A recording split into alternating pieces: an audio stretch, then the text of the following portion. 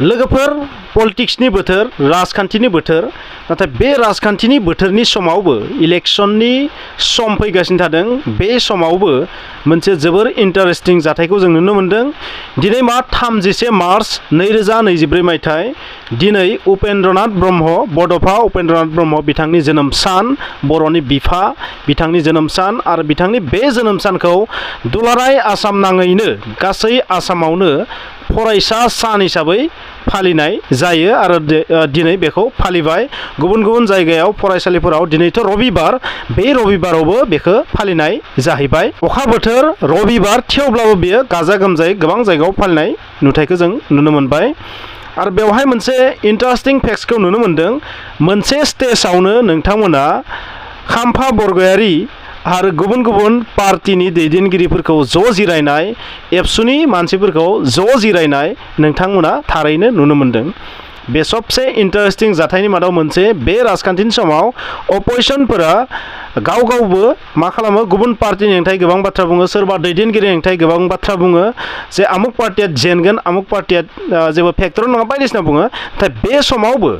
नाथाय अपोजिशन लिडारफ्रा बेबायदि मोनसे जौस्राङावनो जिरायनानै बड'फा उपेन्द्रनाथ ब्रह्मनि जिउ जारिमिनखौ लानानै आरो बेबादि आसाम सरकारानो बे सन्मानखौ फरायसा सानखौ फालिनायाव बाहागो लानाय नुथाया जोंनि हारिनि थाखाय जोबोर मोजां सान मोजां दिन होननानै बुंगोन बेबादिनो आं बेखिनियावनो आं मोनसे बाथ्रा बुंनो थाखाय बे भिडिअखौ लाबोदों बे जाहैबाय मा जाबायदि जोंनि राजखान्थि दैदेनगिरिफोरा सम सम गोबां दान्थे बिदान्थे गोबां माने बाथ्रा बान हगारो गुबुन पार्टीनि हेंथायै सोरबा दैदेनगिरिनि हेंथायै थेवब्लाबो नाथाय बेबादिनो सम सम बिसोरो मोनसे जौस्राङावनो जिरायनो गोनां बाध्य जायो बा जिरायो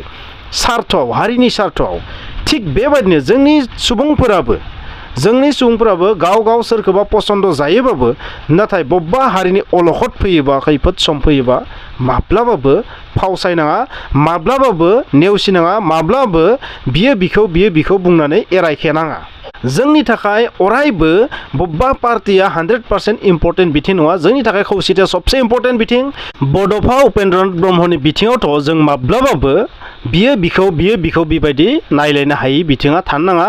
मानोना गोबां समाव बड'फानि हेंथायैबो गोबां मानसिफोरा गोबां बाथ्रा बुङो नङा होमबा नाथाय बेबायदि जानाङा थांनाय समा थांबाय थांनाय समफोराव मा जादोंमोन बेखौ जोङो गोसोखांनानै जेबो लाब गैला दिनै बड'फानि जोङो माखासे आदर्शखौ लानानैनो माखासे बिथिंखौ जों दिनै मोन्दों बिएसि बिटिसि बिटिआर बिथांनि जि सिमांमोन बे सिमाङा 100% मोगथाङाव जायाखैबाबो नाथाय बिनि किंसिट बाङायथ' जागासिनो थादों बिथाङा जि 90+ जि दाबि हादरगिरिनिसिम प्रधानमन्त्रिनिसिम गुबुन गुबुन बिथिङाव जेब्ला बिथाङा जनायदोंमोन बै डिमान्ड चार्टार डिमान्डखौ होदोंमोन बैनिफ्रायनो दिनै फैयै फैयै माखासेखौ जों मोनगासिनो थादों दिनै जोंनि बर' हारिया सा सानजा भारतनि मोनसे गोख्रों हारि माहारि हिसाबै मिथिजानाय आरो जोंनि रावा दिनै बेसेबा गोजौ थाखोआव सहैबाय दिनै जोंनि हारिनि जि थामोनथा थासारि बेयो गोदो गोदायनिख्रुइ बांसिन स्ट्रं जाबाय मोनसे समाव जों गोमालांबायमोन नाथाय बै गोमालांनाय महर मुस्रिया मोनफिनदों आरो बे सोरनि आदर्शखौ लानानै जादों बे बड'फा उपेन्द्रनाथ ब्रह्मनि आदर्शखौ लानानै थांनाय समफोराव गोबां जाथाय जालांबाय बै जाखांनायखौ जों साननानै जेबो मुलाम्फा गैलिया स' बेबायदि बिथिङाव जोंनि नेताफोराबो दैदेनगिरिफोराबो मोनसे जौस्राङाव जिरायनानै खौसेथिखौ दिन्थिनाया दरकार अब्लासो जोंनि हारिया मा जागोन गेरेमसा जानो हागोन गासैबो जों जुदि पलिटिक्सल' राजखान्थिल' खालामबाय थायोबा जों माब्लाबाबो गेरेमसा जानाय नङा बेनिखायनो दिनै जों स्टेजआव खाम्फा बरगयारिजों लोगोसे जायफोर सुबुंखौ नुदों बे माने अद्भुत जाना थावा खायसे मानसिनि थाखायथ' बे जोबोर गोमोथाव खायसे जायफोरा बिराद गरा जोबोर गरा पार्टीनि बिथांमोननि थाखायथ' बे आसरित खाम्फा बरगयारि बिथाङा माबायदि बे मिटिङाव थांनो हायो आरो मोनसे गोग्गाथाव साना दिनैनिया जाहैबाय मा GI टेग मोन 21टा दाबि खालामदों जोंनि बर' माहारिया GI tag that means geographical indication tag बिनि 13टाखौ रेजिस्टार खालामनो हाबाय आरो मोन 8टा आरोबाव दंबावो आरो बे मोन 8टायाव आर'नायाबो दं बेबायदि बुंदों स' 13टाया मा जिअग्राफिकेल इन्डिकेसन जोंनि हारिनि 13टा बिथिंखौ 13टा मुवाखौनो होनना बुंबाय बा 13टा बेसाद मुवा माबा माबि थानो हागौ बै 13टाया मा आं दासिम लिस्टखौ मोनाखै बेनिखायनो नोंथांमोनखौ बुंनो हानाय नङा बै 13टाया जोंनि बर' हारिजों रिलेटेड नोंथांमोना गोसोआव लाखि जिआइ टेगआ जाबाय मोनसे हारिनि सिनायथि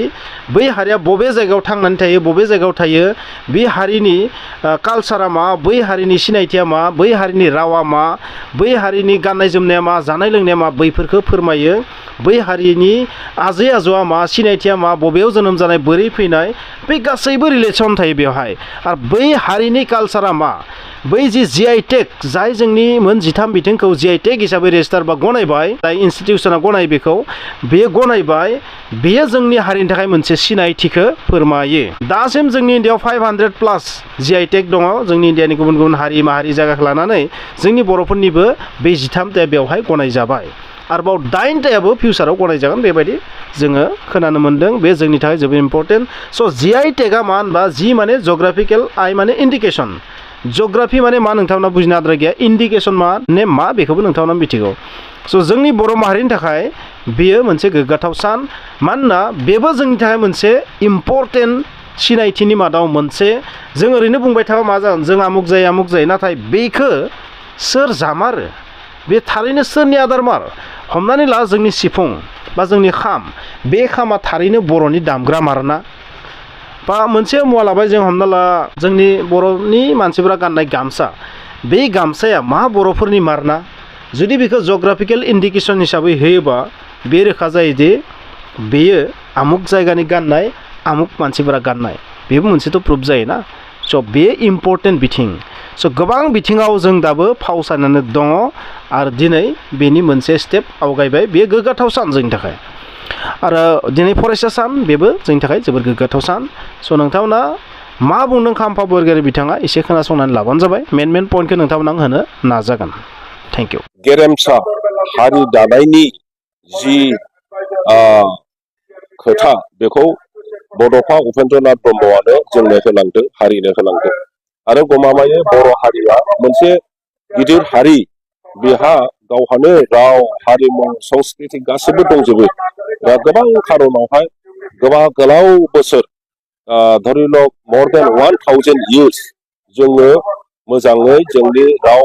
हारिमुखौ पृथिबियाव दिन्थिलांनो हायाखै बेखायनो आन्दोलन जाफिनदों खारन जोंनि जिनावनो हाबनानै दङ जे जोंहा गावनिनो राव हारिमुखौ लानानै आलादा मोनसे आइडेन्टिटि लानानै थांनानै थानो हानायनि भारताव गणतान्त्रिक अधिकार दङ आरो सांबिधानिक अधिकार दङ दा बिथांनि बुंलांनायाव जों बर' हारिया बा आसामनि ट्राइबेल हारिया जेरैबायदि खामानि मावनानै दिनै राजनैतिक भाबे अर्थनैतिक भाबे शिक्षा भाबे जोङो समाज भाबे जों जेरैबायदि आगोलदों बेनो प्रसेसा दा मावबावनांगौ गोबां दङ भाषाया 8 शेड्यूलाव हाबबाय दा 8 शेड्यूलाव हाबदोंब्लाबो बे भाषाखौ बिनि थुनलाइ बिनि लिटारेचार बिनि गासैखौबो मावफुंजोबनांगौनि खामानि दङ आरो कालचारनि बेलायाव जोंहा गोबां फोसाबनांगौ फेहेरनांगौनि दङ गेलेनाय जोंनि